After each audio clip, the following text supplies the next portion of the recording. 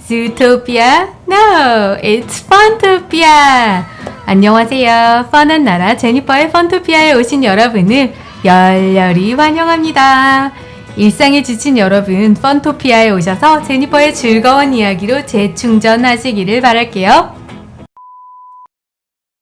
여러분, 전시안 들어보셨죠? 영어로는 All Seeing Eyes죠. 미국 1달러 지폐에 있는 문양으로 인해서 유명해졌어요. 전에는 음모론에 많이 등장하는 프리메이슨이나 일루미나티 같은 특정 단체에서 많이 이용했던 이 심볼이 요즘은 케이팝 등에 많이 등장하면서 이제 거의 모르는 사람이 없을 정도가 되어버린 것 같아요. 그렇다면 그들은 왜, 무슨 목적으로 이 전시안을 많이 노출시킬까요? 그리고 이 전시안은 과연 누구의 눈일까요? 오늘은 제니퍼와 함께 이 전시안의 과거 역사 그리고 현재의 의미 속으로 들어가 보시겠습니다. 시작에 앞서서 아직까지 펀토피아 구독자가 아닌 분께서는 구독 버튼 꾹 누르셔서 펀토피아로 어서 들어오세요. 좋아요와 알림은 사랑입니다. 뻔한 이야기, 유익한 이야기로 여러분의 피로를 싹 풀어드리겠습니다. 바로 시작할게요. 전시안은 프리메이슨 혹은 일루미나티의 상징이 아니냐고요? 물론 맞습니다. 하지만 전시안은 원래 서양 사회에서 하나님의 주관, 신이 관장하는 세상의 이치나 섭리를 상징했습니다. 기독교의 핵심 교리 중에 하나는 삼위일체죠. 성부, 성자, 성령 하나님께서 계시고 이 하나님이 결국 하나라는 교리예요. 기독교에서는 그림, 조각 등이 발달했거든요. 화가 혹은 조각가는 이 삼위의 하나님을 표현해야 할 일이 있었어요. 그런데 성자 및 성령 하나님은 각각 인간의 형상 및 비둘기의 형상으로 표현할 수 있었는데 성부 하나님은 딱히 표현할 길이 없었던 거예요. 그래서 예술가들은 고민 끝에 성부 하나님을 가장 간단한 기하학적인 도안인 외눈이나 삼각형, 빛, 손 등의 형태로 표현했습니다. 이러한 표현들 중에서 눈을 이용해서 성부 하나님을 형상화하는 경우는 하나님께서 항상 세상을 지켜보고 계신다는 것을 나타냈던 거예요. 그런데 그 후 프리메이슨 및 일루미나티에서 이 전시안과 또 삼각형을 자기들의 상징으로 차용하게 되는 거예요.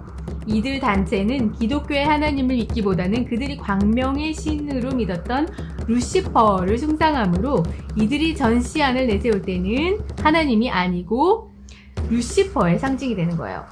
그들은 특히 이러한 전시안을 이집트 신화에 등장하는 호루스의 눈과 연관시켰습니다.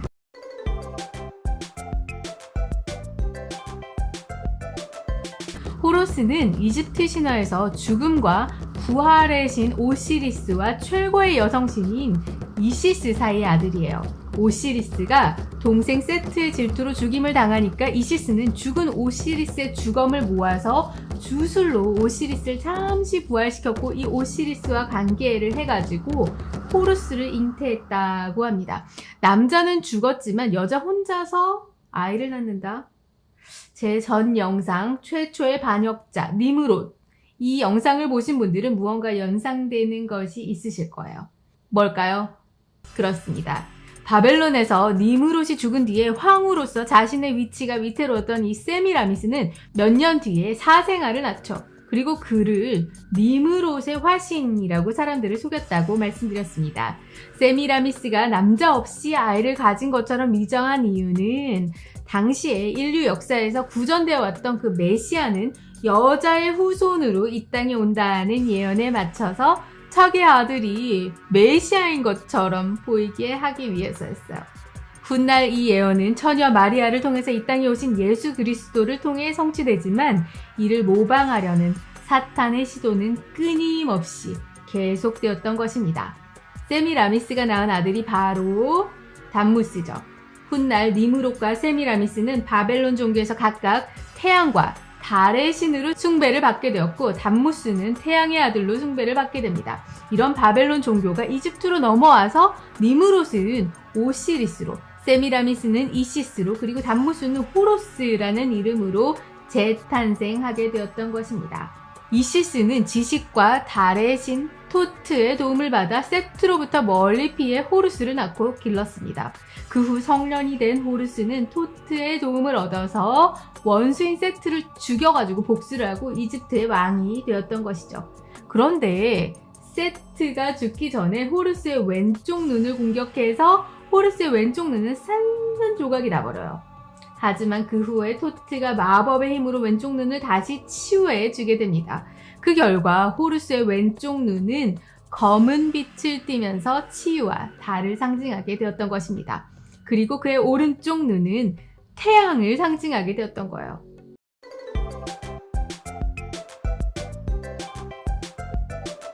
최근에는 호루스의 눈이 사람의 뇌의 구조물 중에서 이 송과체, 영어로는 pineal gland를 가리킨다는 주장이 설득력을 얻고 있습니다. 이집트인들은 오랜 기간 미이라를 만드는 과정을 통해서 인간의 뇌에 대한 그 해부학적인 지식을 축적하게 되었어요. 그리고 인간 뇌의 중심에 위치한 그 솔방울 모양의 송과체에 어떤 신비로운 힘이 있다고 생각했을 가능성이 있습니다. 호루스의 눈의 형상은 이 송과체의 모습과 매우 흡사한 거예요. 서양에서는 이오니아 철학자들로부터 데카르트나 또 스피노자에 이르는 그 철학자들까지 송과체를 인체에서 가장 중요한 기관으로 간주해왔는데요. 데카르트는 송과체를 영혼이 위치하고 있는 자리라고까지 표현했어요. 현대 뇌과학에서는 송과체는 멜라토닌을 분비해서 인류의 수면 패턴, 그리고 신체 리듬을 조절하는 기능을 지니는 것으로 밝혀냈습니다만 아직까지 현대 과학이 밝혀내지 않는 그 송과체의 비밀이 많이 있을 수는 있습니다. 일설에 따르면 사람은 요가나 명상 같은 방법으로 송과체를 자극할 수 있고 그 결과 사람이 현실을 막 넘나드는 여행인 영혼 이탈이 가능할 수도 있다는 주장도 제기됩니다. 의학 박사인 릭 스트라스맨은 60여 명을 대상으로 한 임상시험 결과 송과체에서 분비되는 환각 물질인 DMT, 즉 디메틸트립타민이라는 이것이 영혼 이탈을 유발한다는 주장을 하기까지 했어요. 스탠포드 대학 연구에 따르면 사람의 영혼은 몸을 떠나서 우주를 여행할 수 있었다고 합니다. 목성 및 그 고리의 존재가 밝혀지지 않았던 시기에 실험이 진행되었는데 피험자가 그것을 정확하게 묘사했던 거죠.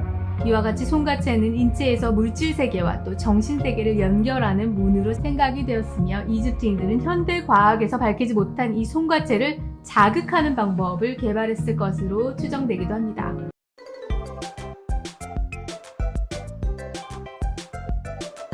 이제 다시 호루스의 눈으로 돌아갈게요. 바벨론 종교가 이집트로 넘어와서 니무롯은 오시리스로, 그리고 세미라미스는 이시스, 그리고 담무스는 호루스의 이름으로 바뀌게 되었다는 것을 말씀드렸죠. 태양신으로 숭배받고 있는 니무롯 혹은 오시리스가 광명의 천사인 루시퍼를 예표하고 있다면 그의 아들 혹은 그의 화신인 담무스 혹은 호루스는 바로 루시퍼의 화신인 적그리스도를 예표하는 인물이 될 것입니다. 1달러짜리 화폐에 새겨진 피라미드 위에 있는 전시안이 처음 도안되었을 때 그것이 사실 어떤 의도인지 현재로서는 당사자가 아닌 이상 알 수가 없는 것입니다. 기독교 성화에서 성부를 의미하는 전시안일 수도 있겠고 프리메이슨이 미국 건국자의 주축이 된 만큼 호루스의 눈을 의미할 수도 있습니다. 하지만 현재의 세계 정보주의자들은 적그리스도가 다스리는 세상을 추구하고 또 그들이 사용하는 전시안 혹은 호루스의 눈은 자연스럽게 루시퍼의 화신인 적그리스도의 눈이 되는 것입니다. 그렇다면 호루스가 다스리는 나라, 적그리스도의 나라, 세계 정보의 모습은 과연 어떠할까요? 우리는 호루스의 눈이 새겨진 피라미드에서 그 단서를 찾을 수 있을 것입니다. 철저한 피라미드식 구조, 즉 소수의 세계 정보주의자들이 세상을 장악하고 대부분의 사람들은 노예와 같이 철저히 그들에 의해서 통제되고 감시되는 사회일 것입니다. 그가 모든 자, 곧 작은 자나 큰 자나 부자나 가난한 자나 자유인이나 종들에게 그 오른손에나 이마에 표를 받게 하고 누구든지 이 표를 가진 자 외에는 매매를 못하게 하니 이 표는 곧 짐승의 이름이나 그 이름의 수라. 지혜가 여기 있으니 총명한 자는 그 짐승의 수를 세어보라. 그것은 사람의 수니 그의 수는 666이니라. 많은 성경학자들은 이마 혹은 오른손에 이식되는 베리칩이 이러한 감시사회에 이용될 것으로 예측하고 있습니다. 여러분, 다시 한번 이 호루스의 눈을 한번 봐주세요. 여러분의 일거수일투족이 이 눈에 의해서 감시당한다고 생각하면 끔찍하지 않으신가요? 하지만 세계 정보주의자들은 K-POP 등의 대중문화를 통해서 이 전시 안에 대중들이 익숙하게 할 뿐만 아니라 열광하도록 만드는 것입니다. 그들은 이제 그들의 세상이 임박했다는 것을 대중에게 예고하고 사람들에게 New World Order를 자연스럽게 받아들이도록 그 물밑 작업을 진행하고 있는 것입니다.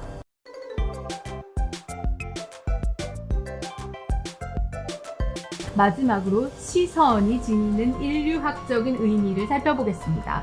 사람들에게 식욕과 성욕이 있듯이 권력욕이 있죠. 두 명만 있어도 서열이 나눠지죠. 여러 사람들이 모여 사회를 구성하면서 사람들의 관심사는 다른 사람보다 더 큰 권력을 지니는 방법을 찾고자 했어요. 종교의 권위가 세상을 지배하던 중세시대에는 성직자 혹은 가톨릭이라는 권위가 모든 것을 지배하는 그 권력이 되었습니다. 그 후 종교의 권위가 떨어지자 사람들은 그 대안을 찾고자 했죠. 그 결과 그들이 발견한 것이 바로 이 시선입니다.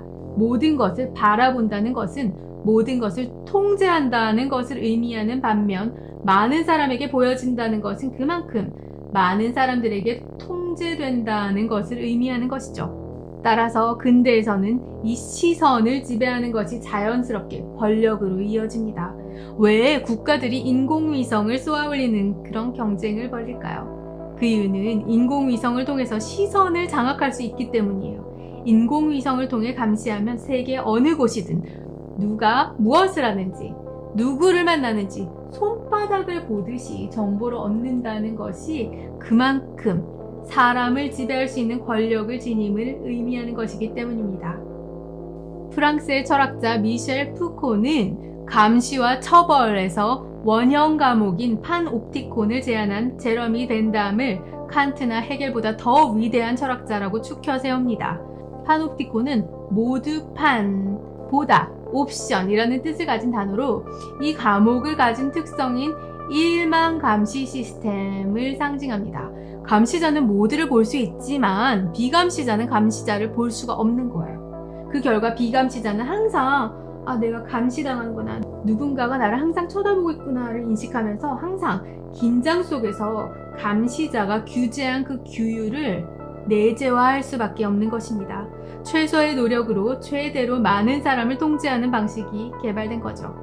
파놉티콘 이야기에서는 파놉티콘에게 감시를 받는 죄인들이 중앙의 탑을 향해서 기도를 드리는 장면까지 나타나요. 이것은 시선을 장악하는 자가 신이 되어간다는 뜻입니다. 요즘은 인터넷 시대죠. 인터넷이 없으면 살 수 없는 시대가 된 것입니다. 그렇다면 이 시대에 누가 보는 자이고 누가 보여지는 자인지를 파악하면 현대의 권력 구조를 파악할 수 있습니다. 여러분이 구글로 무엇을 검색한다고 할게요. 그 개인적이고 사적인 검색 내용을 우리만 알 수 있을까요? 생각해보면 소름이 끼칠 수도 있는 내용이죠. 인터넷 시스템은 나 외에도 인터넷을 관리하는 회사, 인터넷 통신사 및 웹브라우저 회사 등 다양한 사람들이 그 검색 내용을 알 수 있는 그런 구조죠. 즉, 대중은 점점 보여지는 자가 되며 인터넷의 배후에는 보는 자, 즉 권력자가 존재하게 되는 것입니다. 그 권력자는 지금은 조용히 정보를 수집하지만 언젠가 그 권력을 사용할 일이 있으면 보여지는 자를 지배하려고 할 것입니다. 마치 영화에서 조폭이 시민에게 당신의 딸 이번에 성인이 되었는데 축하할 일이야 라고 말하는 것과 마찬가지인 것이죠. 이제 시스템은 완성되었습니다. 지금 전 세계는 인터넷으로 그물망 같이 연결되어 있고 이제 아무도 이 시스템을 벗어나서는 생활하기가 어렵게 되었습니다. 그리고 인터넷에서의 모든 활동은 누군가에게 보여지고 수집되어지는 것입니다. 그리고 향후 그 빅브라더라고 불리든 적그리스도라고 불리든 하나의 1인이 모든 시선, 모든 권력을 통제하는 시대가 점점 다가올 것입니다. 오늘 결론이 조금은 암울하셨죠. 하지만 아직 희망은 있습니다.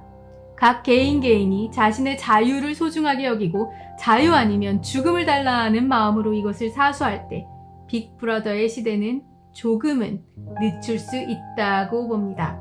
권력자는 우리에게 안전을 보장한다 혹은 편의를 제공한다는 유혹을 통해서 우리가 자유를 자신에게 반납할 것을 요구할 것입니다. 문제는 우리가 우리의 자유를 얼마나 소중히 여기는가 하는 것입니다.